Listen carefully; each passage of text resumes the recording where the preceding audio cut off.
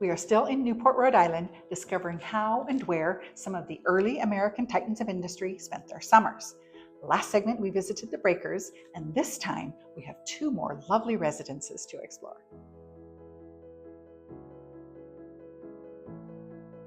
Another Vanderbilt cottage, this one constructed by William Kay, the grandson of Commodore Cornelius Vanderbilt, who founded the family fortune on steamships and the New York Central Railroad, was a 39th birthday present for his wife, Alva.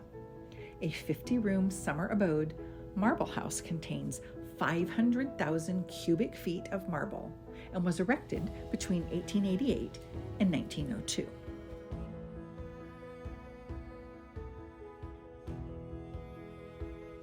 As I entered, there were several beautiful features, including the marble staircase, which was just as spectacular underneath as it was from the top side, ornate ironwork, and the prerequisite extravagant paintings.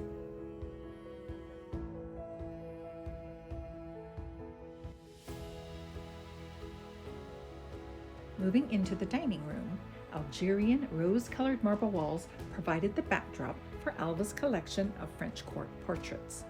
Having spent part of her childhood in Paris, she was well acquainted with French art, architecture, and history, which was evident in her decorating style throughout the house.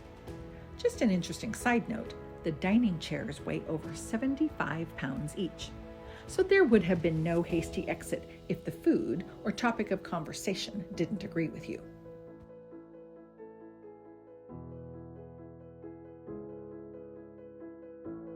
In typical fashion, the library was darker, with carved walnut bookcases, a portrait of the youngest of their 3 children, and their original collection of books on architecture, landscape design, furniture, and European history.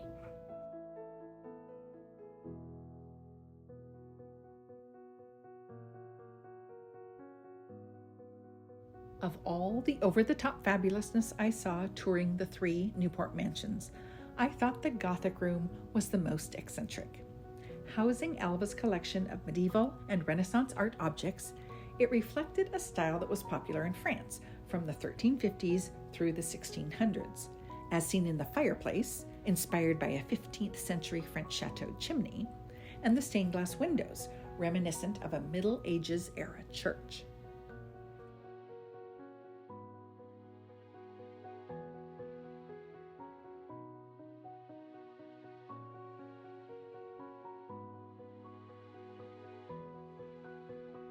What would it be like to have a room in your house called the Grand Salon? What would you do with it? The Vanderbilts used theirs, also called the Gold Room, as a ballroom and a formal gathering spot, where the 22-karat gold leaf textured walls and the classical Roman and Greek mythology panels could be admired and appreciated by all their invited guests.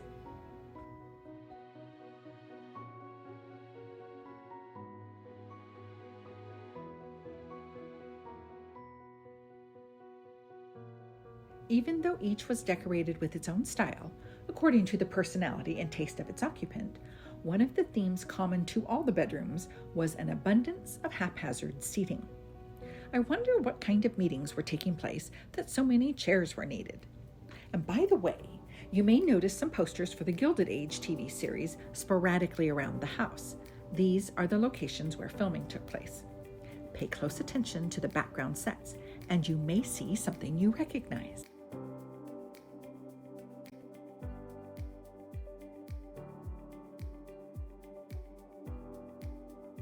We've come a long way with kitchen design, but one of the quintessential decor items in historical kitchens was the pot rack for copper cookware.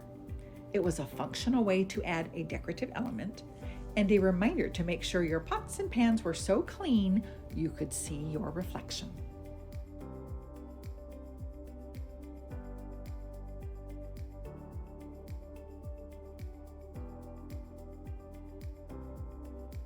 As an avid supporter of the suffrage movement, holding numerous fundraisers and call-to-action meetings at Marble House, Alva was a force to be reckoned with in her community. For Votes for Women merchandise, the gift shop offered a nice selection, in addition to other related books, dishes, candle holders, scarves, and more, which were strategically placed to spark your interest on your way out.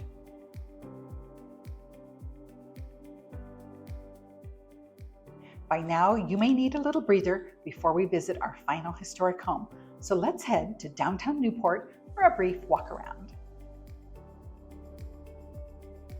Close to the water for amazing views and access to boating and water activities, Thames Street is the place to see and be seen. Quaint independent stores, ice cream parlors, restaurants, historic buildings, boutique hotels, and souvenir stores line both sides and make for good refueling and a refreshing diversion.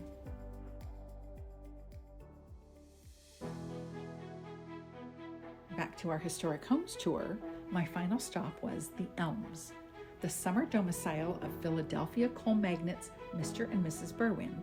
It was completed in 1901 at a cost of $1.4 million, or about $50 million by today's value. The exterior and grounds were designed to look like 18th century Parisian estate gardens, while the interior concepts were created by the same French company that worked on the Breakers and Marble House. The first step inside created the first impression and was often designed to have that ooh and ah moment where you look around and marvel at the wealth and prestige of the hosts. Double marble columns, arches, and double iron balustrade staircases definitely brought the wow. Notice the oversized paintings. I've read that this was a little trick used to make the space seem more expensive and luxurious. Has anyone tried it?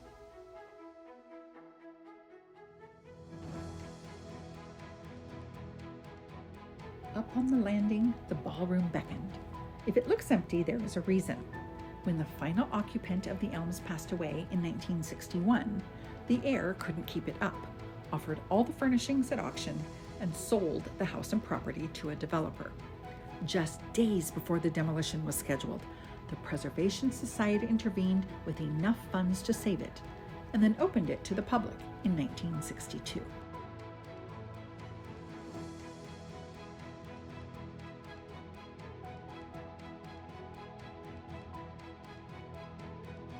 Drawn by the sounds of trickling water, the conservatory exemplifies the harmonious relationship between house and garden. 4 marble statues represent the 4 seasons, with exotic plants, tons of natural daylight, a light-colored ceiling, and a red marble fountain with black horses, all contributing to the sense of indoor-outdoor living.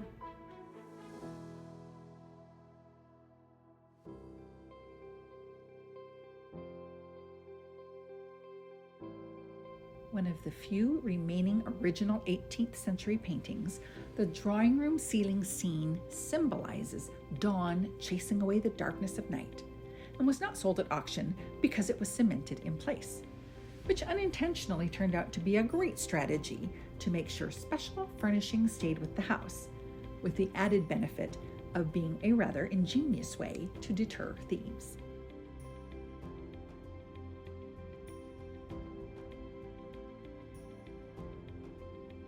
The dining room was a study in perseverance.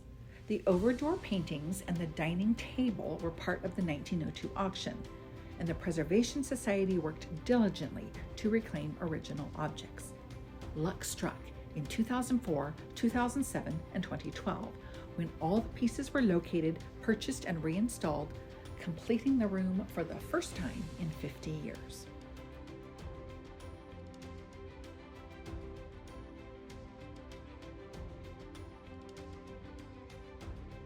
A rare lacquer chamber, the breakfast room showcased superb 18th century chinoiserie, a Western interpretation of Chinese decoration, and would have been lost if the house had been razed. This is the sort of fine art that anyone can appreciate, whether it is to your taste or not.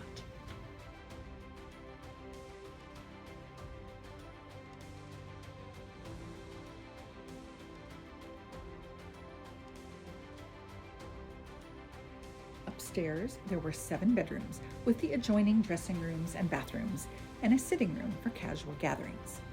Mrs. Berwin's bedroom also acted as her office, where she managed the estate, the household staff, the family social standing, and planned lavish entertainments.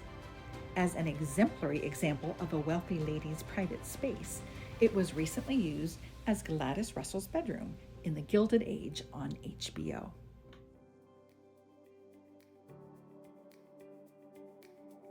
Wouldn't it be something to have 2 kitchens and a butler's pantry? One space for prepping cold dishes and one for hot, which would have been a safety issue, but to this day still seems like the height of luxury.